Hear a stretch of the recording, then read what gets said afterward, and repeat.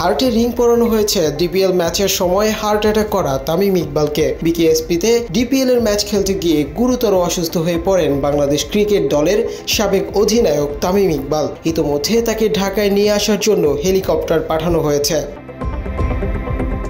মাঠে অসুস্থ হয়ে পড়লে তামিম ইকবালকে প্রাথমিক চিকিৎসা শেষে নেওয়া হয় নিকটস্থ একটি হাসপাতালে। এক পর্যায়ে অবস্থার কিঞ্চিত অবনতি হলে তাকে স্থানান্তর করা হয় লাইফ সাপোর্টে। চিকিৎসকরা জানান হার্ট অ্যাটাক হয়েছে তামিম ইকবালের, তবে তাকে রাখা হয়েছে নিবিড় পর্যবেক্ষণে।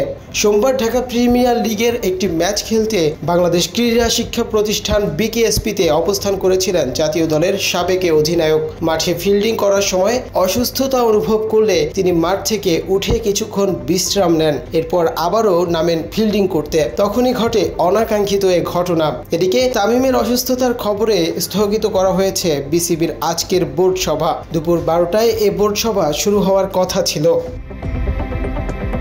মুনতাসির তাশরিফ, বাংলা এডিশন।